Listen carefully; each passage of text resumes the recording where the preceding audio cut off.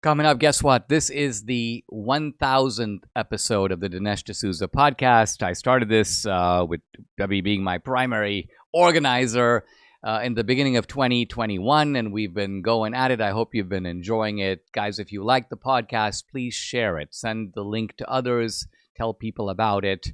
I'm trying to broaden my audience. Coming up today, I'll talk about Pete Hegseth before the Senate. I'll talk about why Trump is riding high. Geri Perna, the aunt of the January 6th victim, Matt Perna, joins me. We're going to talk about the fate of the January 6th committee and the issue of which convicted January 6th defendants should be pardoned. Hey, if you're watching on YouTube or Rumble, listening on Apple, Google, or Spotify, hit the subscribe button. Please subscribe to my channel. This is the Dinesh D'Souza podcast.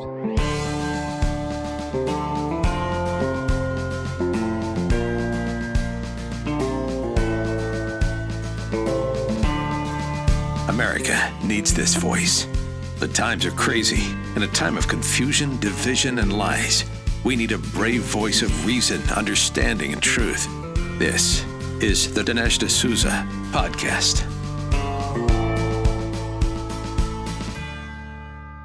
Things are getting going on the Senate approval of the Trump cabinet slate up today, and I got a chance to watch some of it, the hearing with Pete Hegseth, and well, my take on it is that Hegseth is doing just fine. I saw some exchanges with Elizabeth Warren, Mazie Hirono, and a couple of others, Kristen Gillibrand, and Hegseth has a good sense of balance, of repartee. The vulnerability that the Democrats are going to try to exploit is he's had a somewhat tumultuous family life. But guess what? We're in an era, and this is not a good thing, where unfortunately this is relatively common. And not only this, but it is relatively common among elected officials. And if I may say so, it is even more common among Democrats than Republicans. So if you want to get into domestic squabbles and divorce and infidelity, all right, well, let's scrutinize the marital histories of the senators who are questioning Pete Hegseth, and let's put them alongside Pete Hegseth to try to understand what kind of standard is being applied here. My own sense at this stage is that it is a reasonable chance that every single Trump nominee will get through. I think the Republicans are coming together in a recognition that, first of all, these same Republicans gave a lot of latitude to Biden with his nominees. And if you're going to be okay with Biden's Secretary of Defense, just a complete fool, why wouldn't you be okay with Hegseth?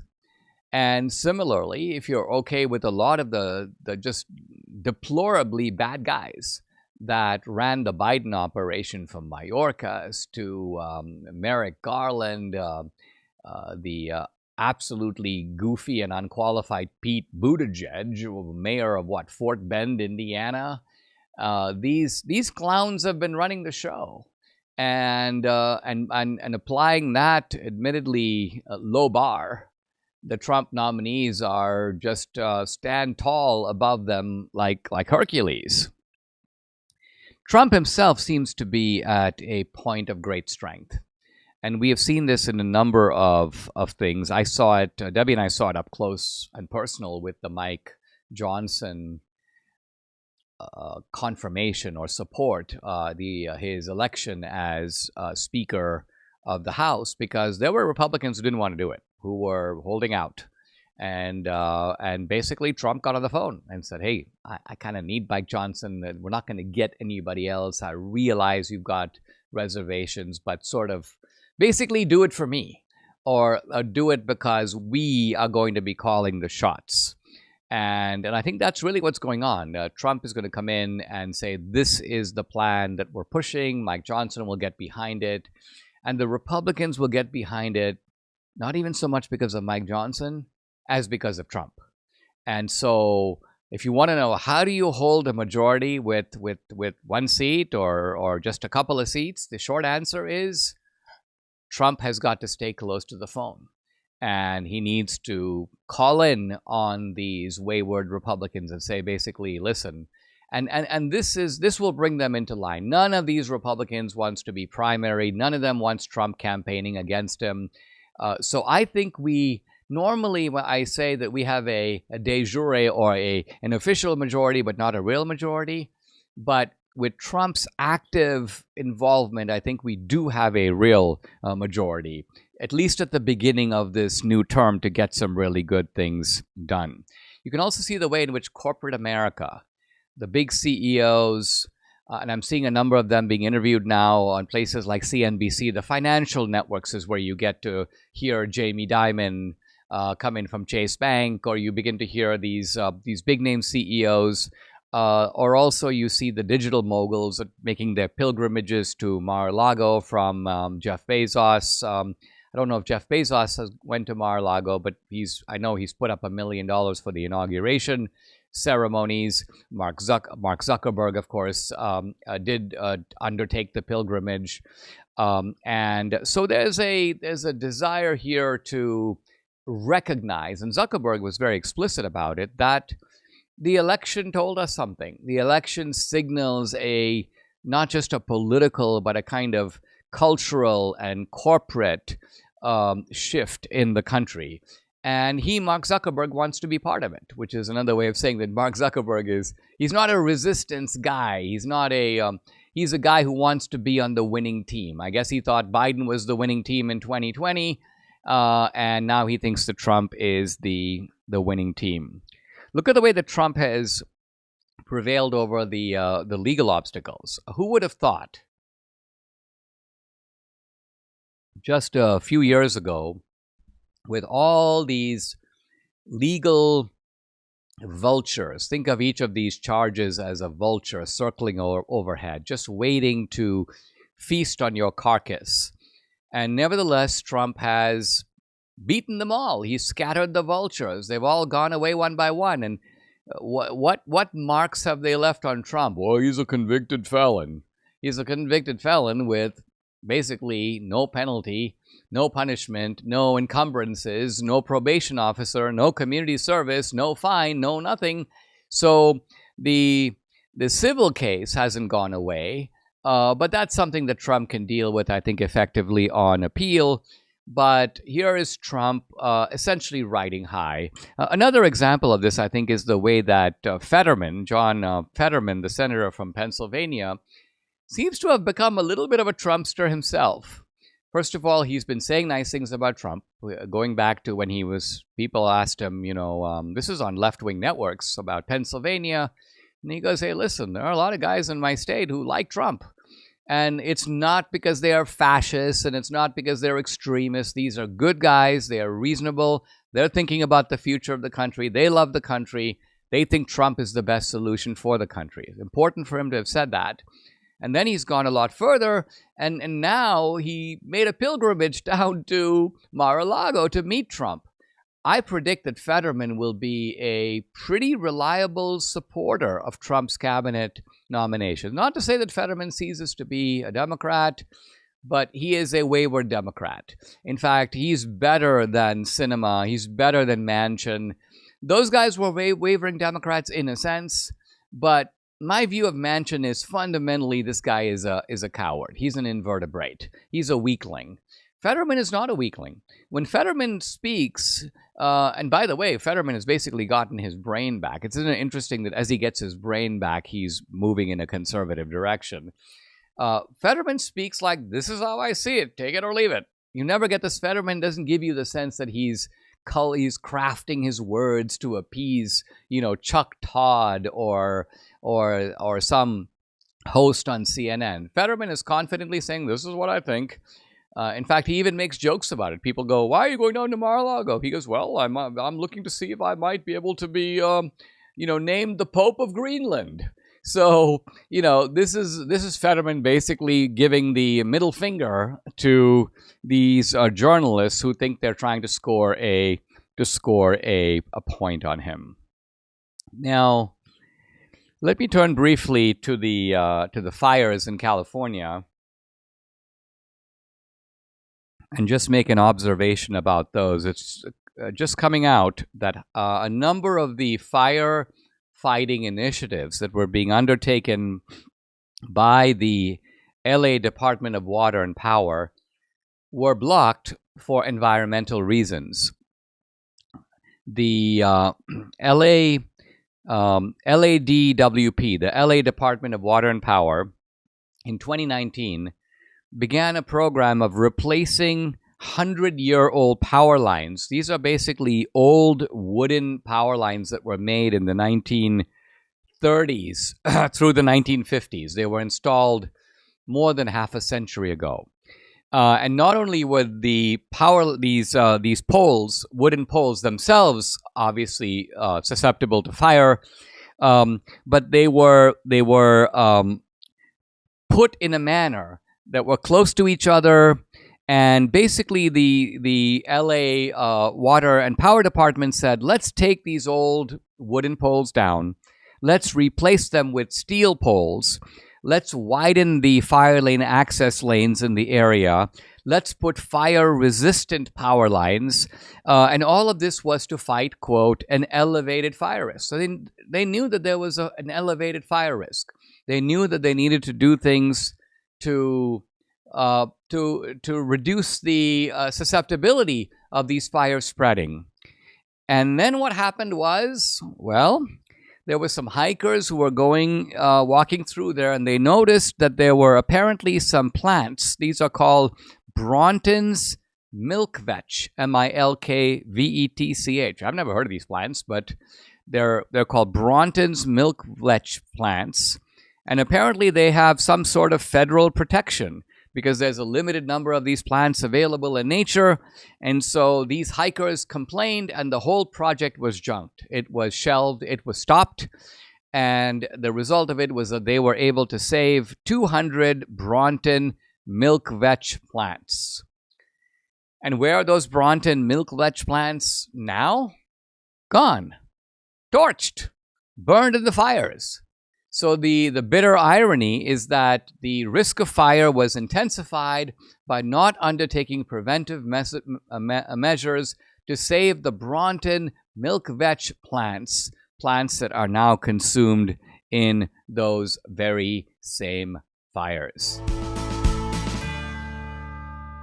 Grand Canyon University, a private Christian university in beautiful Phoenix, Arizona, believes we are endowed by our Creator with certain unalienable rights to life, liberty, and the pursuit of happiness. GCU believes in equal opportunity, and the American dream starts with purpose. GCU equips you to serve others in ways that promote human flourishing and create a ripple effect of transformation for generations to come. By honoring your career calling, you impact your family, your friends, and your community. Change the world for good by putting others before yourself to glorify God. Whether your pursuit involves a bachelor's, master's, or doctoral degree, GCU's online, on-campus, and hybrid learning environments are designed to help you achieve your unique academic, personal, and professional goals. With 340 academic programs as of September 2024, GCU meets you where you are and provides a path to help you fulfill your dreams. The pursuit to serve others is yours. Let it flourish. Find your purpose at Grand Canyon University. It's private, it's Christian, it's affordable. Visit gcu.edu. That's gcu.edu. Just like all of you, I had problems sleeping. I had tried every pillow out there and nothing worked. I'd flip-flop all night, use my arm for support, and fall asleep, or I'd wake up with a sore neck or maybe a headache. Well, quality sleep comes from keeping your neck straight at night. You have to fill in that space between your head and your bed. That's why I invented My Pillow. My Pillow's patented fill adjusts to your exact individual needs, and it doesn't matter if you sleep on your back, stomach, side, or any combination of all three. When I got My Pillow, I'm asleep almost immediately. I stay asleep at night and I wake up more well-rested in the morning. So go to mypillow.com or call the number on your screen. Use your promo code to get Classic King My Pillows for only $19.98. Queen size just $18.98. Standard Classic My Pillows only $14.98. That's right, only $14.98. Plus all orders $75 or more ship absolutely free. Guys, I'm really happy to welcome back to the podcast a friend. She is Geri Perna. You probably know her. She's the aunt of Matt Perna, who tragically took his life in the aftermath of January 6th. I urge you to go to remembering Matt, M-A-T-T, Perna, Perna.com, and you can learn about Matt's story and about the family's ordeal. You can follow Geri at Geri, Geri, Perna, Perna. Geri, thanks for joining me. I want to begin by asking how you're doing as we go into this new year, where I think many of us feeling very optimistic about the way in which the country seems to have averted disaster. But you, on the other hand, have been through a major family catastrophe. I read an article, I remember years ago, about how do family members recover when there has been this kind of tragedy. And the theme of the article was they don't, a lot of times. They don't recover. So I wanted to ask you, how are you doing? And how is your effort to sort of channel some of this grief into a cause, which is the cause of January 6th? How is that going? Well, thank you for having me on, Dinesh. It has been difficult. It really has. I guess with President Trump having been elected, it does give us some shred of hope here that we can turn our country around. But at the same time, we have only 4 years to do it in, and we all know how quickly 4 years can pass. I'm sitting here, almost 3 years ago, my nephew hanged himself, and I don't have any peace with that. And I think I talked to you and Debbie prior that Matt's own father passed away this past July. He was brokenhearted, Dinesh, and he deteriorated after Matt's death, understandably so. So our family has had 2 casualties from January 6th, and it just doesn't seem to get any easier. So I channel my efforts into pushing for the Matthew Lawrence Perna Act of 2024, and hopefully President Trump will put some support behind that and bring that to the floor, because our Republicans are still ignoring it. Marjorie Taylor Greene has been a huge support for my efforts, and I appreciate her so much, but she's only one person. It's been very hard. It really has. I struggle day to day. Most of my efforts are the result of my anger. Geri, you were in our film Police State and you told a story, but I want to zoom into one aspect of it, which I think is people need to be very aware of. And that is that in Matt's case, this is a kid who was hanging in there. This is a kid who didn't do anything violent, didn't break anything, didn't touch anything, was in there for a few minutes. And yet at the last minute, the government, as a bludgeoning tactic, put a terrorism enhancement charge on his sentencing. And this was the idea that he was going to be sentenced as a terrorist was the final blow that took Matt over the precipice, over the edge. I want you to talk a little bit about the villainy of them doing that and about your phone call to the prosecutor and what he said when you called him. Well, when Matt called me on the phone on that Monday to tell me about this, he was sobbing uncontrollably, and I could barely understand him. And I kept trying to offer him hope that, that this wasn't going to go this way, that his attorney was going to be able to put an end to this threat of this terrorism enhancement, because it would have taken his sentence from 6 to 12 months to several years in prison. And Matt had already prepared himself mentally for 6 to 12 months. He had not prepared himself for 6 to 10 years. And so that was just too much to bear for him. And even the thought that he had to wait yet another month and a half before this would even be discussed he couldn't make it another month and a half. He had already reached his limit. So after he had died, it was about a month or so later, I looked through all of his paperwork that I had received from his attorney, and I saw the phone number of the prosecutor who was, in fact, the one who was presenting this terrorism enhancement to his judge. And I called him up and left a message. And about 15 minutes later, I received a phone call back from DC, and they told me I was on a recorded line with several witnesses. And the prosecutor picked up the phone, and I asked him, I said, how could you do this? Do you have any idea what your responsibility was in all of this? And he basically said, many of us in the Department of Justice were very sorry that Matthew took his own life. Again, like placing the blame back on Matthew. We're sorry that Matt decided to do that. But if he could have just waited another month, I don't even think the threat would, the enhancement would have stuck with his judge. Dinesh, that cut me like a knife, because now the truth has come out. It was an idle threat that caused my nephew to take his own life. And these people just throw these threats out there like nothing. There are human lives that were affected by their actions. And I wanted this person to know that when he went to bed at night and every night for the rest of his life, that I hoped his last thought would be Matthew Perna and the role he played in his death. And yet the sad truth appears to be, given the psychology that we've seen of Matthew Graves and the whole prosecutorial establishment in D.C., I don't think realistically that is how they look at it. Do you? It No, seems like they have villainized, they've demonized the entire January 6th group and said these people were insurrectionists. They were trying to overthrow the government. I just like you to comment as someone who's had a close-up look at how preposterous this. I mean, was your nephew trying to overthrow the government?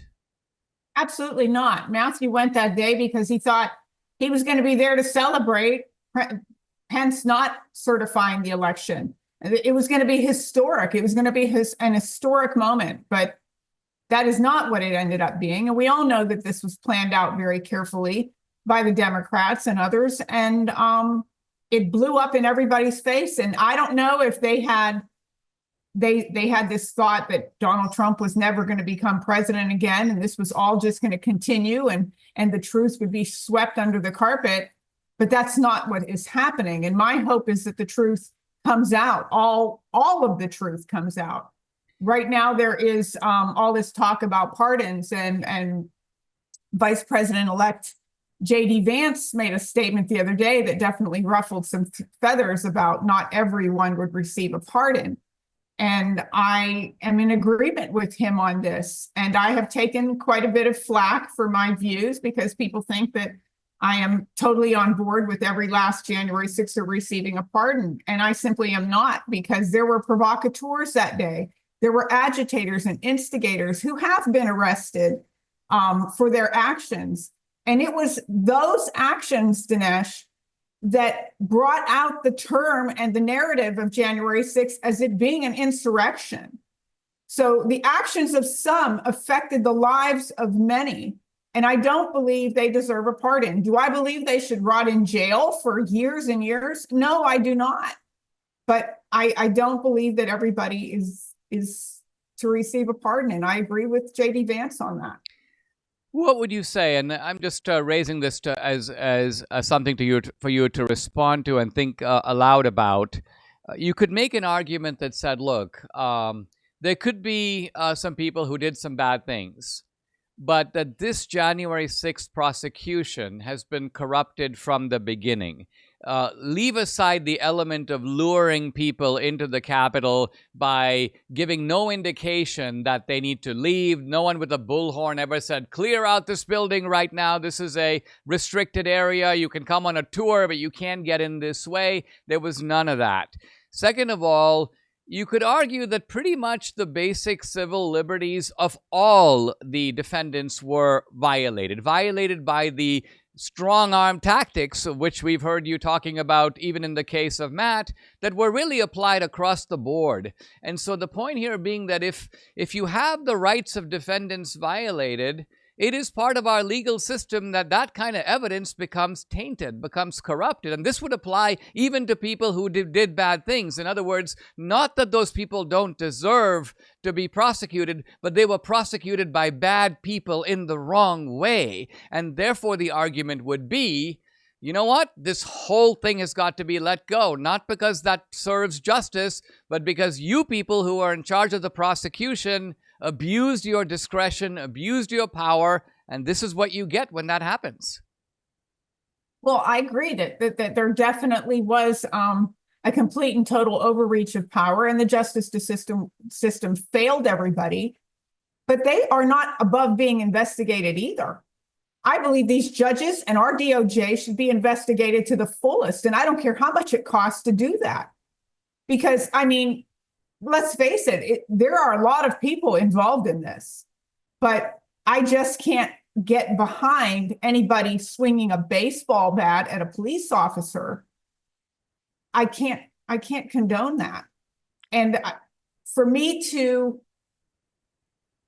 you have to understand where I'm coming from as far as Matt. You know, Matt had this television in his house, and it was his worst enemy because it was constantly on. The news with January 6th was just constantly in his face every day.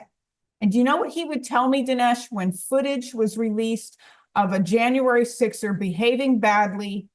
He would say, "Oh my gosh, Aunt Geri, this is not helping my case at all. What were these people doing?" That's how he felt. And I don't think everybody could understand that standing in their shoes.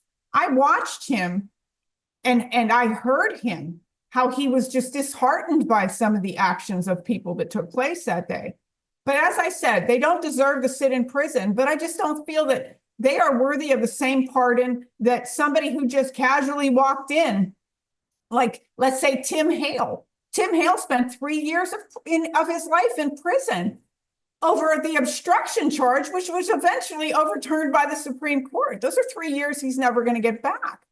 Does he, he deserves a pardon. Absolutely. He walked through peacefully. I think what you're saying, Geri, which is right, is that, look, the way to handle the abuse of power is to prosecute the prosecutors. In other words, hold the people accountable who abuse their power. If you don't get to the root of it all, then why bother at all? Because these same people are going to turn around and do it again to somebody else down the road. You had a judge that was overseeing some of the January 6 cases. I believe he was in his late 80s. He fell asleep on the stand half the time. They had to wake him up. These are not people that should be judging the people that stand before them. There needs to be some major overhaul in our Department of Justice. January 6th needs to be investigated completely. We'll be right back with Geri Perna. This past year has been one of the hardest in my Pillow's history. It's because of you that we're making it through. My employees and I want to thank you for your continued support by extending our wholesale prices on classic My Pillows. Get standard classic My Pillows only $14.98. I can't believe I'm even saying that. Only $14.98. But it gets even better. Upgrade to a queen size My Pillow for just $18.98. King size only $1 more. Get my body pillows $29.98 and multi-use My Pillows for only $9.98. So go to mypillow.com or call the number on your screen. Use your promo code to take advantage of these wholesale prices, including my standard size My Pillow, originally $49.98, now only $14.98. Queens $18.98, Kings only $1 more. Not only that, order $75 or more, ship absolutely free. From all of us here at My Pillow, thanks, America!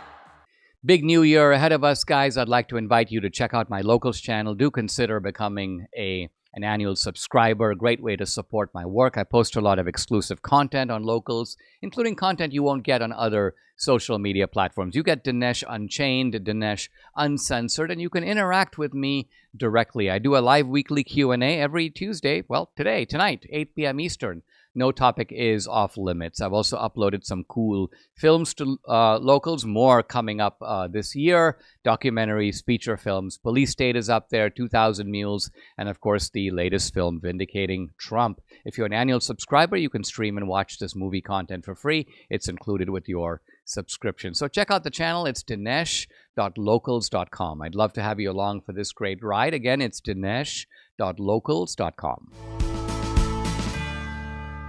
I'm back with Geri Perna, the aunt of Matthew Perna. Follow her on X, Geri, Geriperna, and the website, rememberingmattperna.com, rememberingmattperna.com.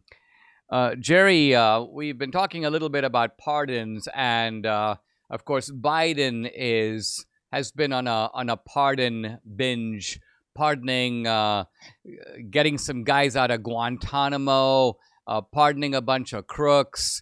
Apparently, it's of course pardoning his son, Hunter Biden, and interestingly, not just pardoning him for the gun charge, but for any actions taken going all the way back like a decade. So all the crookery that Hunter Biden was part of, bagman for the Biden, all of that is now sort of off the table prosecutorially. And evidently Biden isn't even like close to done, because we understand that in the last days, the next few days coming up, we could see a kind of parade of pardons. How does it make you feel when you witness this spectacle? It infuriates me. It just totally infuriates me. This deal with Hunter, who's ever even heard of covering crimes that were never committed or brought to light? I mean, this just reeks of corruption. There's talk of him pardoning Fauci. Why? Why do we want to pardon Fauci? Did he commit a crime? He claims he didn't commit a crime. I mean, a pardon only takes place if you did something wrong, obviously, or you're accused of doing something wrong. And convicted. These pardons are inexcusable. I wish that President Trump was able to overturn that, but I don't think that's a possibility. Now, we talked a little bit a few moments ago about the sort of the narrative of January 6th. And I think what was really disheartening, if we flash our minds back to 4 years ago, there was this juggernaut, this intense campaign on the part of Democrats and the media to make it seem like this was the worst event since the Civil War. This was an attempt to subvert our whole constitutional system. These people were basically a kind of domestic terrorist that no sympathy, no understanding should be extended to them at all. And here we are 4 years later, and I would say that narrative has been punctured and questioned, but it hasn't really been totally capsized or overthrown. And then I look out and I see that people like Liz Cheney, for example, or just today, overnight, Jack Smith, the special counsel, or the former special counsel, I guess he's out of there now, released the volume 1 of his report, basically saying, repeating the same recycled nonsense. Trump tried to overthrow the 2020 election. January 6th is the smoking gun. He tried to instigate a riot and an insurrection. Where do you think we are in terms of the public understanding of all this? And specifically, I know you've been really frustrated at the failure of Republicans to listen to you, to recognize the truth of January 6th. Do you think we're making any headway with those guys? What I think, Dinesh, is they're doubling down on the lie, and it adds salt to the wounds. A good majority of Americans are seeing through it now.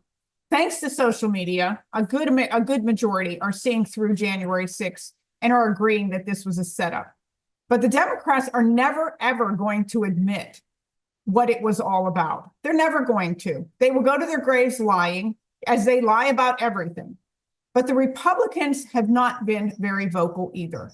And I am disgusted with the lack of attention that the Republicans have paid. It's almost as if they feel that once Donald Trump gets in, this is all going to be brushed under the rug, and we're going to move on and fix the country and the mess that Joe Biden has left it in. For me, it would be it would just be a total tragedy to not address everything and to bring the truth out, no matter who it affects, Republicans and Democrats alike. Because I don't look at them as two different segments anymore. They're all one and the same anymore. And I really hope that the truth comes out and that the people accountable will be having to face the music. It's their turn to face the music.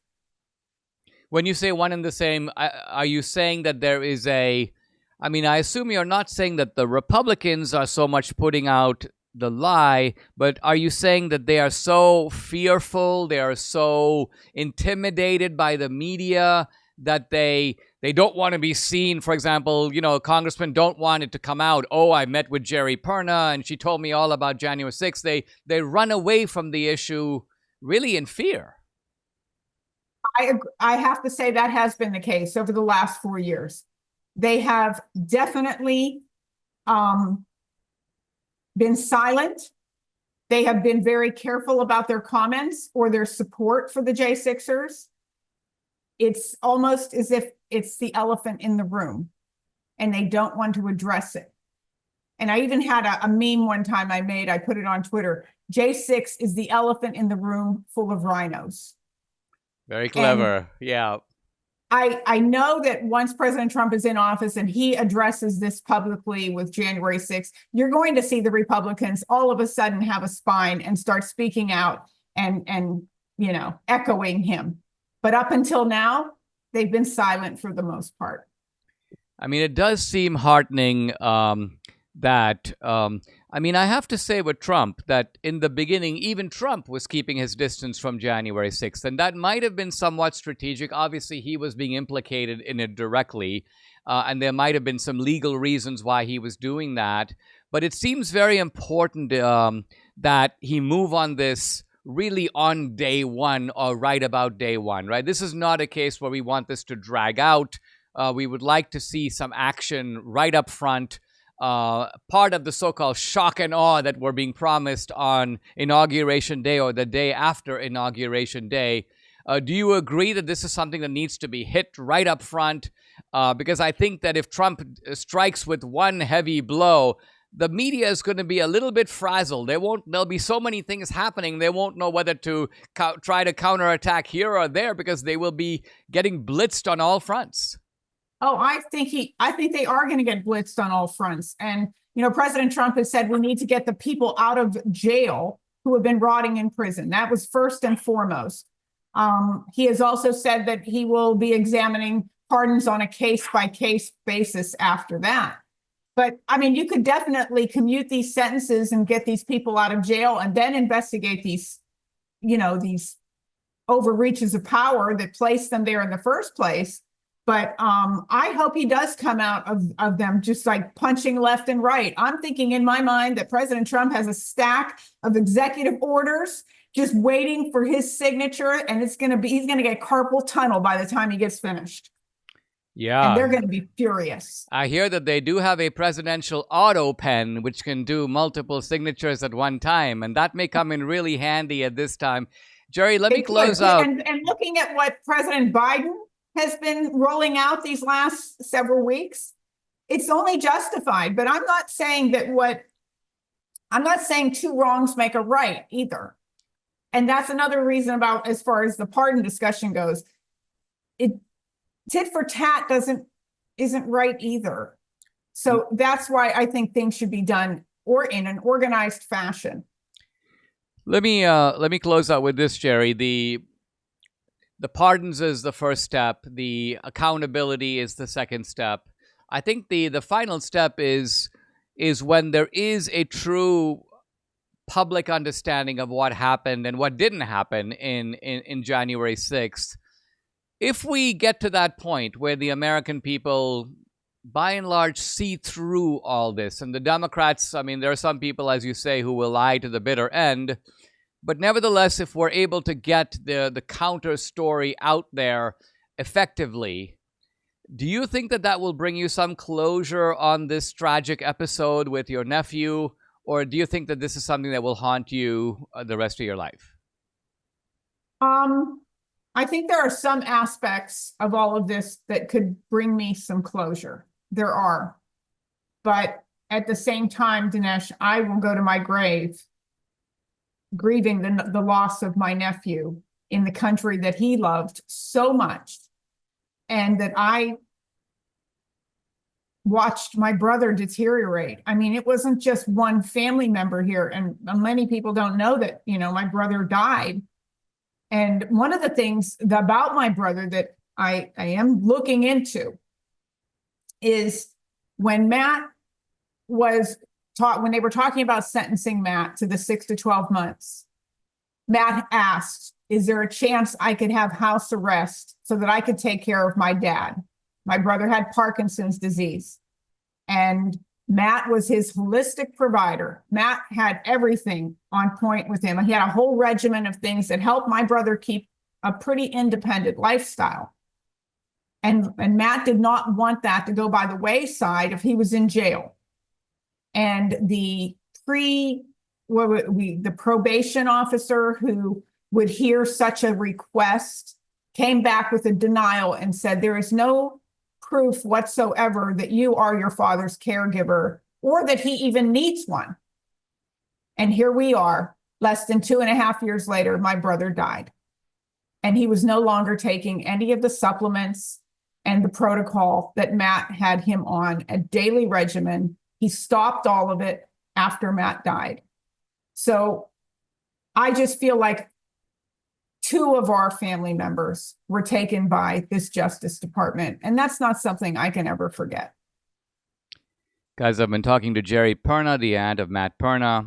You can follow her on X at Geri, Geri Perna, and the website, which I urge you to go to, rememberingmattperna.com. Geri, thank you very much.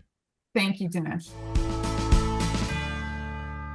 I'm continuing my discussion of the big lie, and we are in the section where we're talking about Hitler's anti-Semitism. And I made the point yesterday that it derives from, in part, the idea that the Jew is the quintessential capitalist. Now, as Debbie said to me after the podcast, she goes, you're not saying that Hitler's homicidal fury against the Jews is all based upon that, right? Because one can think that the Jew is a quintessential capitalist, and it doesn't follow that you got to go out and kill 6 million of them.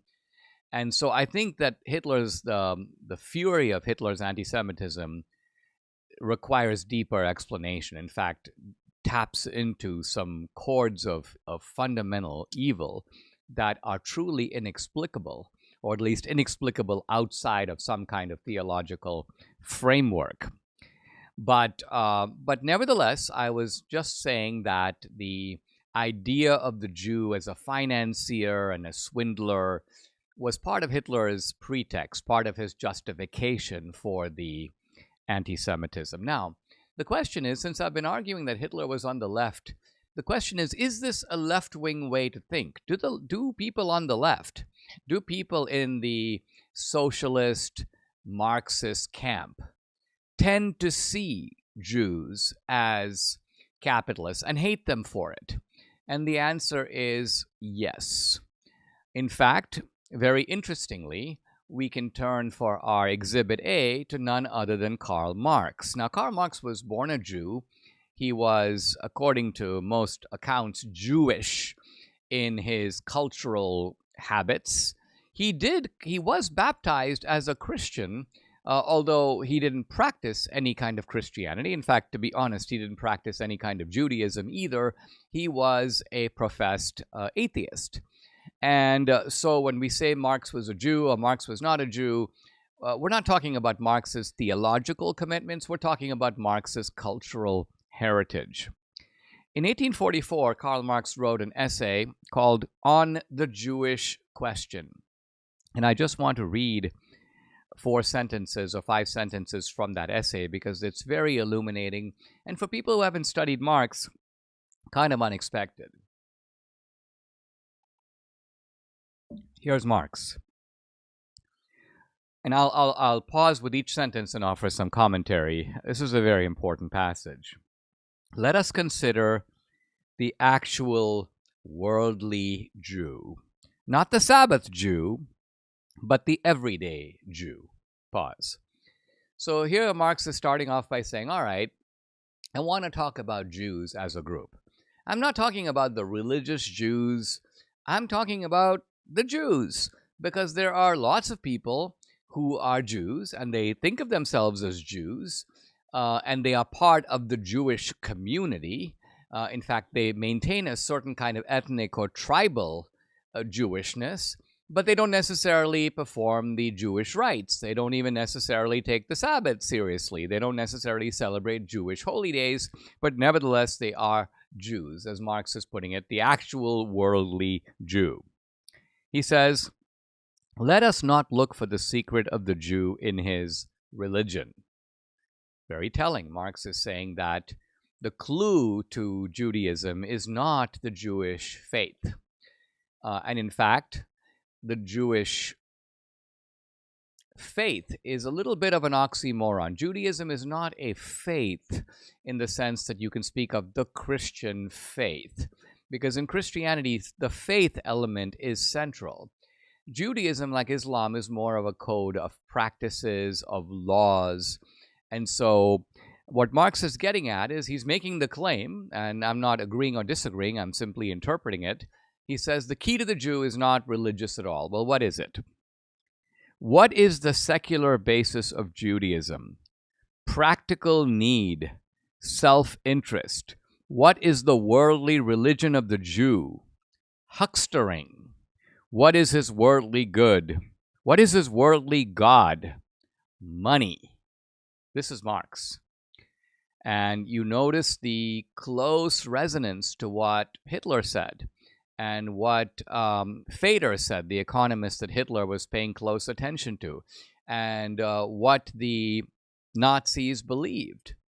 Here is Marx, and you see the proximity, the similarity, the common view of Judaism as a type of debased capitalism. So, practical need, self-interest. The Jew, in other words, is a low creature. He's not looking up at heaven, he's looking down at the ground. Huckstering.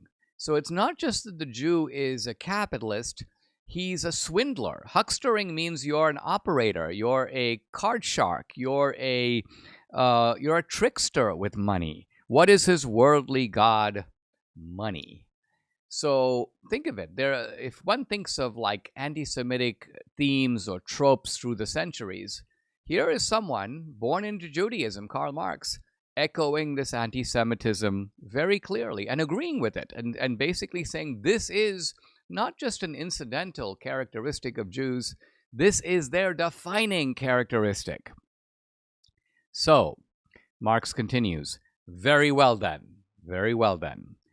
Emancipation from huckstering and money, consequently from practical real Jewry, would be the self-emancipation of our time. So what Marx is saying is, okay, if the Jew is defined by swindling, huckstering, money, then basically what we need to do is get away from all that, which means we have to abolish Judaism. But he doesn't call it Judaism, he calls it practical real Jewry. Jewry. Not jewelry, but Jewry. And what he's saying is, this Jewry or Jewishness is the problem. This is what we have to eradicate. So you can see right here how close Marx is. If one is going to talk about eradication, elimination, emancipation, you're actually not very far away from Hitler's, well, let's get rid of all these people. If they are the actual real world embodiment of crookery and swindling and capitalist deception, why do we want them in the world? Why do we want them in Germany? So my point is, it is thoroughly natural for a leftist, a national socialist like Hitler to think this way. Marx thought this way. There's a common element here. Now, let's think about what anti-Semitism offers to the anti-Semites. Like, what is the benefit of it? Why? What do they get out of it? Well, the first benefit is it it offers an explanation for anti-Semites about why they themselves are not doing all that well. In other words, the explanation is, yeah, the Jews are doing better than us, but that's because they're crooks. Crooks advance in the world. The world is very unjust. Good people don't get ahead. We work hard, but we don't get anywhere. These people are swindlers and they get everything. So anti-Semitism offers a kind of psychic salve or consolation for one's own sense of inferiority. Beyond that, anti-Semitism is also, this is unexpected, but it is a source of social equality and solidarity. And how is that so? A German writer I mentioned earlier, Gotz Eli, says this: the desire for social equality is at the heart of the German brand of anti-Semitism. Why? Because basically the argument here is this, that if you can isolate and demonize the Jews, you put all the other Germans on a kind of not only equal level with each other, but you elevate them above the Jews. So in other words, every white Nordic German, even if completely uneducated, incompetent, lazy, do nothing, nevertheless, because they're white and Nordic and German, they are raised above the status of every Jew. Why? Because the Jew is lowered by the accusation that Jewish achievement, Jewish academic success, Jewish economic performance, all of this is fundamentally because the Jew is a bad guy. And so because the Jew is a bad guy, the rest of us, the non-Jews, are all morally superior to the Jews. We're all equal to each other in being better than the Jew. That's the point. So anti-Semitism is, you could almost call it a white or Nordic type of socialism. It is a socialism that really appeals to losers in the race of life. And in this sense, and I'll pick up this theme tomorrow, we will see it closely mirrors the racism of the Democrats, of the Democratic Party in the United States. Subscribe to the Dinesh D'Souza podcast on Apple, Google, and Spotify, or watch on Rumble, YouTube, and SalemNow.com.